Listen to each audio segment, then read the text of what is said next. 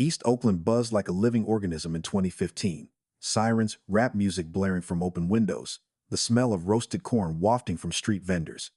Malik Jackson, a 16-year-old slender kid with skin the color of dark honey and short dreads, walked down 7th Street, his worn sneakers tapping in rhythm with the city.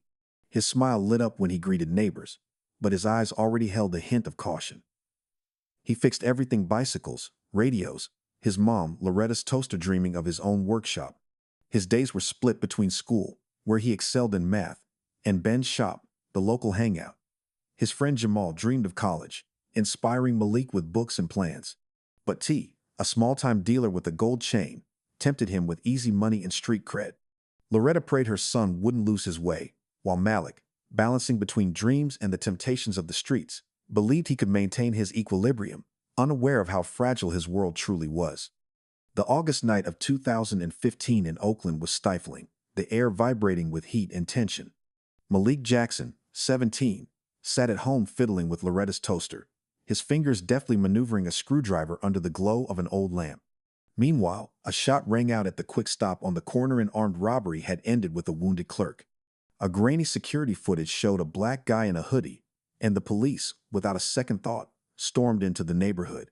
Malik, whose gray hoodie hung on a chair, was swept up in the raid. His protests and the alibi from Layla, who swore he was home, drowned in indifference.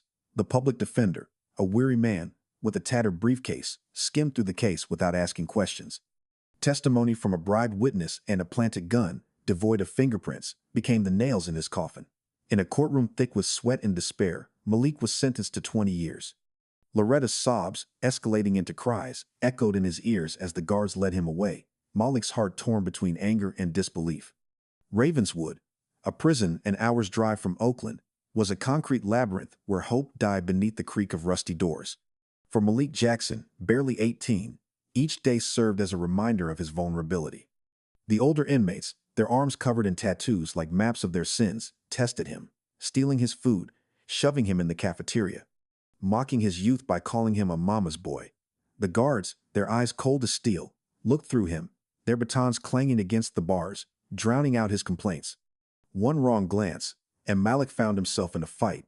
His fists, fueled by rage, couldn't save him from bruises and a week in solitary confinement. The solitary cell was his personal hell. Cramped, with gray walls that smelled of dampness, it pressed down on him with a silence so thick that Malik could hear the thump of his own heart. Days blurred into weeks, marked only by the clatter of the food tray, gray mush, and stale bread. He conjured Loretta's face in his mind, her prayers, but the fear of losing himself was stronger. Anger burned within him like a fire, but Malik clung to memories of home to avoid becoming the shadow Ravenswood wanted him to be. In those years, he learned to survive, hiding his pain behind silence. Letters from Layla, arriving once a month, were threads that connected him to the outside world. She wrote about school, her dream of becoming a doctor, how Loretta sang in the choir. Malik reread them until the paper frayed, but he rarely wrote backwards, felt too heavy. Ravenswood taught him that weakness was death, and he vowed to himself not to break, even when despair whispered otherwise. In 2018, during his third year at Ravenswood, 20-year-old Malik Jackson, with shoulder-length dreadlocks and a scar on his soul, found salvation in an unexpected gift. Roy, an elderly inmate with a voice raspy from decades behind bars, handed him a worn copy of the autobiography of Malcolm X. The book, smelling of dust and hope, became a revelation. Malcolm's words, fierce and honest, ignited a fire within Malik. He spent hours in the prison library, a cramped room with gray walls and a dim lamp, devouring books from Martin Luther King Jr., speeches to law textbooks as if they could pull him out of his concrete hell. His notebooks, cheap and with battered covers, filled with poetry, thoughts, and dreams of freedom that felt as distant as the stars over Oakland. Malik passed his GED exams, his scores causing whispers of surprise among the inmates. He began teaching others, helping Casey, a guy with a neck tattoo, sound out letters, explaining to Old Man Jones how to write a letter to his family. Miss Edna, the librarian with a warm smile, nicknamed him Professor, and the name stuck. His determination earned him respect, but also enemies. The Iron Gang eyed him warily, their glares promising retribution for his arrogance. Studying became Malik's rebellion against the system that had branded him with the number 47,219. He imagined showing his diploma to Loretta, picturing her eyes shining with pride. But knowledge in Ravenswood was dangerous. Guards searched his cell, and whispers among the inmates warned that smart guys weren't welcome here. Malik felt that risk, but each page was a step toward reclaiming himself the person the prison could not destroy. By 2019, Malik Jackson, now known as the professor in Ravenswood, had become a target for Warden Henry Ward, whose hatred of smart inmates was almost personal. Ward, a stocky man with an icy glare, saw Malik's defiance as a threat to his control. Malik's parole applications, meticulously drafted in the library under a dim lamp, came back, stamped "Denied," without explanation. The letters he wrote to civil rights groups, detailing the flaws in his case, vanished as if swallowed by the darkness. Knowing Malik's influence was growing, Ward set his guards on him. Malik's cell was tossed weekly, his notebooks torn up, his books confiscated as contraband. The harassment was systematic. Guard Crow, Ward's right-hand man, would smirk venomously as he assigned Malik overnight shifts in the laundry, where the steam and monotony wore down body and mind. "Don't get fancy, Professor," Crow would hiss, dumping Malik's meager belongings on the floor. Malik could feel the hope kindled by books flickering under the pressure. At night, in his mildew-stained cell, he lay staring at the cracks in the ceiling, fighting the despair whispering that freedom would never come. Memories of Loretta's prayers and letters from Layla, now a college student, anchored him, but their warmth felt distant. Still, Malik refused to break. He hid fresh notebooks under his mattress, scribbling thoughts, poems, and appeal plants, each line a challenge to Ward. His struggle became a silent protest against a system bent on erasing him. In his mind, Malik pictured walking free, hugging his mother, proving he was more than a number on a jumpsuit. That fragile but vivid image kept him from falling into the abyss, even as Ravenswood clenched its concrete jaws around him. By the spring of 2020, his 5th year behind bars, Malik Jackson, now 22, with weary eyes and unshaken resolve, met Sanaa Carter, a Ravenswood corrections officer. Sanaa, a 28-year-old black woman with a sharp gaze and a posture that spoke of quiet strength, was known for her fairness, a rare trait within those walls. Their first conversation happened in the library. Malik, helping Miss Edna Rochelle books, dropped a stack, and Sanaa, standing by the entrance, picked up a battered copy of Invisible Man by Ellison. Her fingers lingered on the cover. "You reading this?" she asked, her voice soft but edged with curiosity. Malik, used to the guard's coldness, nodded, bracing for a trap. Her faint smile cut through the tension. Their connection grew in fleeting moments. During rounds, Sanaa would linger by his cell, her steps slowing as she asked about his books or the lessons he gave Casey. Malik, his heart hardened by Ravenswood, felt her quiet kindness chipping away at his defenses. Stolen glances in the chow hall where the stench of rancid grease drowned everything turned into whispers in the library's corners, where shadows swallowed their words. She told him about her life and neighborhood, much like his, her dream of becoming a social worker, the younger sister she'd pushed through college. Malik shared the pain of his wrongful conviction, the fear that prison would steal his soul. This closeness was a minefield. For Sanaa, any hint of a bond with an inmate meant the end of her career or worse, conspiracy charges. For Malik, it risked solitary or a transfer, tearing him from the library, his only refuge, yet neither could stop. Every conversation, every glance was a spark, reigniting a hope in Malik he thought was lost. Sanaa saw him not as inmate number 47,219, but as a man that was more dangerous than any risk they took. By the fall of 2020, Malik Jackson's reputation as the professor of Ravenswood teaching inmates to read and write had become both his armor and his target. His influence grated on the irons, a gang loyal to Warden Ward. Then, one cold night in the yard, under flickering floodlights that stretched shadows long, 3 enforcers led by Bulldog, a brute with fists like sledgehammers, cornered Malik. "Think you're better than us, bookworm?" Bulldog snarled, eyes glinting with hate. The blows came in a storm, knuckles cracking ribs, boots stomping, a blade flashing to graze Malik's side. Blood slicked the concrete as guards, as if on cue, took their time stepping in. Malik woke in the prison infirmary, his body a map of pain-split lip, face bruised, stitched gash over his ribs burning with every breath. The stench of iodine and mildew clung to the air, the cot's creak a reminder of how fragile his existence was. He stared at the peeling ceiling, cracks forming visions of home, Loretta singing in church, Layla laughing at his jokes. The attack was a warning, stay quiet or die, but defiance burned in his chest. Clenching his fists, he swore Bulldog and Ward wouldn't break him. The pain wasn't just physical. He felt the system's betrayal, letting men like Bulldog thrive in the fear that his fight was futile. But memories of books, of Malcolm X's words, of Loretta's letters whispering, "You're stronger than this," held him. Malik knew this wasn't the end. The attack only hardened his resolve. He'd survived to prove his mind and will were beyond Ravenswood's reach.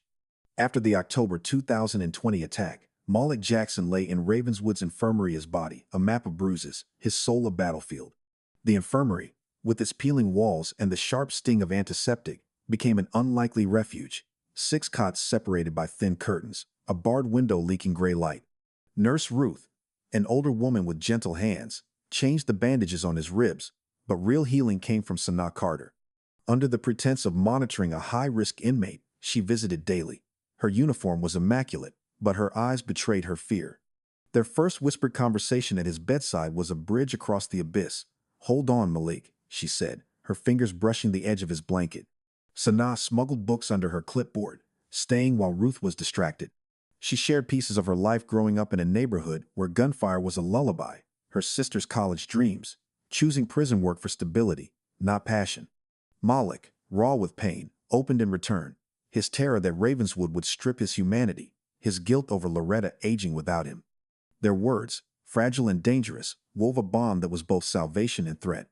Every visit was a gamble. Sanaa risked her job, Malik risked solitary. Their feelings grew like fire in dry grass. One evening, when the infirmary emptied, Sanaa gripped his hand beneath the blanket. Her warmth shattered his armor. Malik hated himself for becoming her weakness, but couldn't refuse the light she brought. Sanaa, seeing the man, not the inmate, knew their secret was a live grenade, but her heart had already chosen. In that infirmary, between pain and shadows, they found each other. And that healing cut deeper than any stitches ever could. In the dust-choked silence of Ravenswood's prison library, Sanaa Carter changed Malik Jackson's life forever. She entered while Miss Edna was on break, her face paler than usual, fingers fidgeting with her duty belt. Malik, sorting books at a rickety table, caught her tension and froze. "I'm pregnant," she whispered, her voice trembling, eyes searching his reaction. The world seemed to collapse around him, joy at their child, their miracle, clashing with terror. He was a prisoner in a concrete cage, facing decades more, while Sanaa risked everything, her career, her freedom, if their secret got out. They stood divided by a stack of books, but their hands found each other. Malik gripped her fingers, his pulse hammering. "Are you okay?" he rasped. Sanaa nodded, tears glinting. "I'm scared, but I want this baby. Ours." The words became their vow. The pregnancy was a live wire for Sanaa, a threat of termination or criminal charges. For Malik, retaliation from Ward or a transfer. Yet in that moment, they chose to fight. With grim resolve, Sanaa began reaching out, reconnecting with an old college friend at a justice nonprofit, quietly compiling attorneys' names who might reopen Malik's case. The weight of secrecy crushed them. Back in his cell, Malik imagined their child, tiny fingers, Sanaa's smile, but nightmares of her disgrace or his exile to another prison choked him. Sanaa, under the guise of personal leave, started making calls, digging for leverage. Their love, now bound to new life, had passed the point of no return, hurtling them toward a future they could barely envision, but would risk everything to reach. By the summer of 2021, a hope long thought extinguished in Ravenswood flickered back to life for Malik Jackson thanks to Sanaa Carter. Through Lisa, a college friend working with the justice advocacy group Justice for All, Sanaa connected Malik to Carla Reyes, a lawyer with a reputation for bulldozing through corrupt cases. Carla, a woman in her 40s with tight curls and a gaze sharp as steel, dug into Malik's file, uncovering bribed witnesses and a planted gun. Her first prison visit, in a cramped room reeking of mildew, hit like a lightning strike. "Your case is dirty, Malik. We're taking them down," she said, voice firm but warm. Malik, still in the infirmary under the guise of observation after the assault, spent days hunched at a wobbling table, devouring legal texts Sanaa smuggled in through Miss Edna. His notebooks swelled with strategies, witness interrogations, motions, appeal arguments. He wrote until pencil snapped, drawing strength from the thought of their unborn child growing inside Sanaa. Carla filed for parole reconsideration, citing Malik's clean record, GED, and mentorship of fellow inmates. Every document was a strike against the system that had choked him for years. But the fight was grueling. Ward, sensing threat, tightened the screws. Crow and his crew ransacked Malik's cell weekly, seizing notes as contraband. Doubt crept in until Sanaa, risking everything, relayed Carla's mantra, "We don't back down." Their secret, the baby, their love became fuel. Malik clung to visions of holding Santa outside these walls. That dream, fragile but blazing, steeled him to fight on. In the fall of 2021, the Oakland County Courthouse became the stage where Malik Jackson's fate hung by a thread. Dressed in a borrowed gray suit that draped loosely over his frame, Malik stood before Judge Edward Hayes, whose icy eyes dissected him like a specimen. Prosecutor Linda Morgan, her voice razor-sharp beneath a flawless blazer, painted him as a monster twisting prison incidents and resurrecting the old lies about the robbery. The lacquer-stained courtroom hummed with tension. Malik's chest tightened, but the weight of Sanaa's gaze from the back row, her face half hidden under a wide-brimmed hat, anchored him. She was risking everything by being there, her pregnancy now visible beneath a flowing dress. Carla Reyes, armed with ferocious resolve, fought like a warrior. She dismantled the prosecution's case piece by piece, the bribed witness whose testimony crumbled under her cross-examination, the lack of fingerprints on the gun, Layla's alibi corroborated by neighbors. Her voice, vibrating with righteous fury, sliced through the lies. They convicted Malik for his skin, not the evidence. Loretta, called as a witness, trembled as she described her son fixing a toaster the night of the robbery, her tears moving the jury. Malik bit back the urge to shout his truth, but Carla's whisper kept him steady. "Hold on. We're close." After 3 grueling hearings, Judge Hayesh's impenetrable demeanor unnerving announced a recess to review the case. The pressure suffocated Malik. At night in his cell, he envisioned Loretta praying in church, Sanaa risking everything. The prosecution clung to his prison record, but Carla unearthed police memos proving evidence tampering. Hope, fragile as glass, warred with despair. Malik knew. This trial was his last chance to prove he wasn't the man they'd made him out to be. Return to Sanaa, to their child, to the life stolen from him. March 2022 marked Malik Jackson's long-awaited vindication in Oakland County Court. On the 4th hearing's drizzly morning, Carla Reyes struck the fatal blow.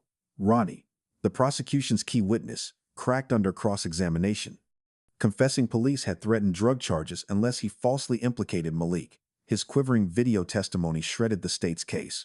The courtroom reeking of damp wool and coiled tension fell silent. Carla, eyes blazing, entered into evidence the damning memos exposing detective misconduct.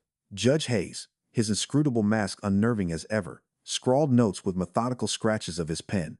Malik stood gripping the defense table, his borrowed gray suit now sweat-stained. Prosecutor Morgan's crumbling arguments sounded desperate, her once sharp voice dulled by defeat. When Hayes finally spoke, verdict vacated. Malik Jackson is to be released. The room erupted. Loretta's wails of relief tangled with Layla's joyous shouts. In the back row, Sanaa clutched the bench, tears streaking her radiant smile, one hand cradling their unborn child. The shackles' removal left Malik's wrists shockingly light. Freedom's weight felt foreign yet intoxicating. The moment overwhelmed him, Sanaa's nod promising their future, Loretta trembling as she whispered, "You're home, son." Jamal, now a teacher, thumping his shoulder. Carla's exhausted but triumphant, "Go live, Malik." This victory wasn't his alone. It sparked hope for other inmates seeking appeals. Yet Malik understood. This hard-won moment was merely the first battle in a new war for his family, for Sanaa, for the child they'd raised beyond Ravenswood's shadow. Malik Jackson's March 2022 release sent seismic shockwaves through Ravenswood. His overturned conviction exposing systemic corruption ignited a firestorm. Justice for All filed a formal complaint with the Department of Corrections, accusing Warden Henry Ward of misconduct. Emboldened inmates began speaking out. Casey revealed instigated assaults. Roy testified about lost appeals. The Oakland Tribune ran a damning expose on Ward's collusion with the Irons Gang. The warden, whose reign relied on terror, now found himself cornered. His cigar-stinking office became a prison as investigators closed in. By May, evidence flooded in. Emails showing Ward ordering Crow to handle troublesome inmates, Malik among them, falsified incident reports. Bulldog, facing extended time, flipped on Crow, confirming his role in the attack. Ward and Crow were charged with abuse of power and evidence, tampering. Their names splashed across headlines. Sanaa Carter, her connection to Malik fueling rumors, felt the backlash. Crow's snide remarks about her unprofessional conduct prompted Ward to launch an inquiry. Knowing her pregnancy would end her career, she resigned. Had higher final walk through Ravenswood's corridors heavy with defiance. Ward's downfall was a bittersweet victory.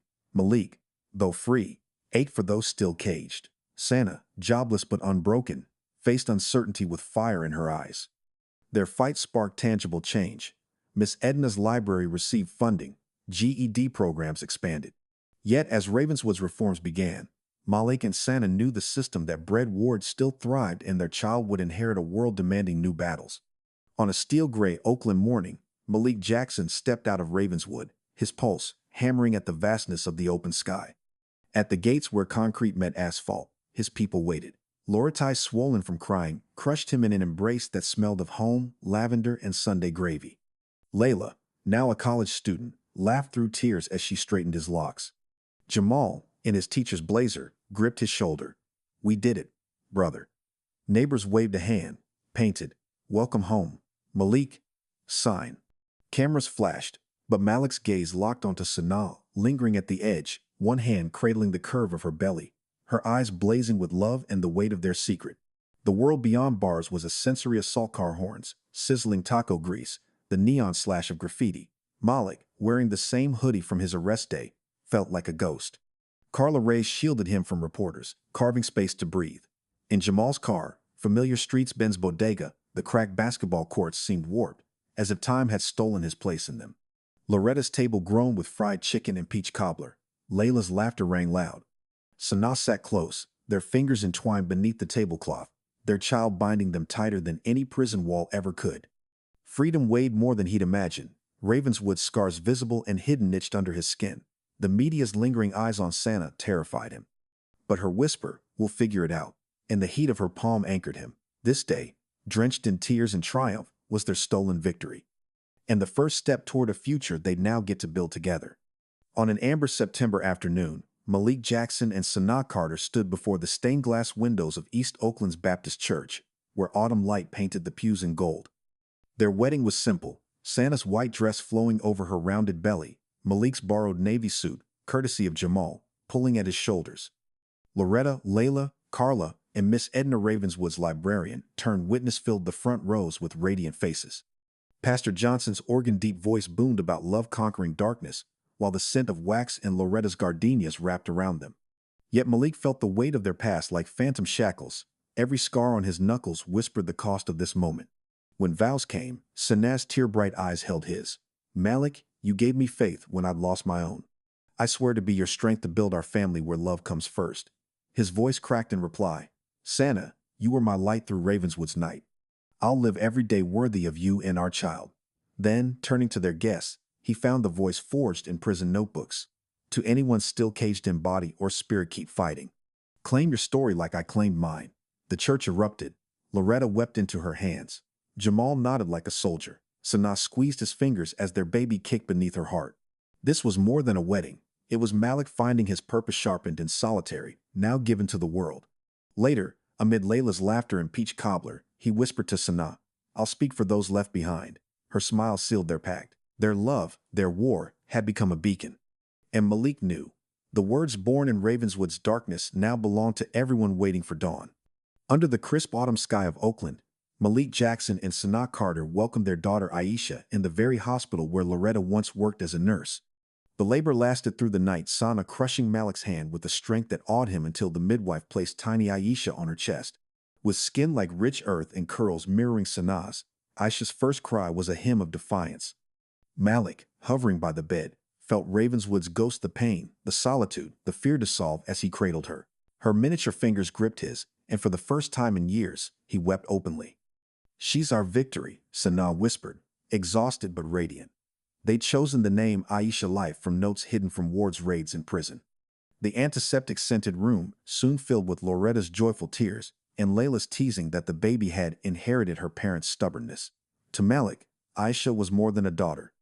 She was the promise made in that prison library under threat of solitary, proof their love had outlasted the system meant to crush them. Yet the joy was fragile. Unemployment loomed over Sanaa. Malik's record shadowed every job application, rent bills stacked up unopened. But watching Aisha sleep, they swore an oath. Her life would be freer than theirs. This moment drenched in hope, and the scent of newborn skin wasn't an ending, but the defiant beginning of a family wrested from Ravenswood's jaws.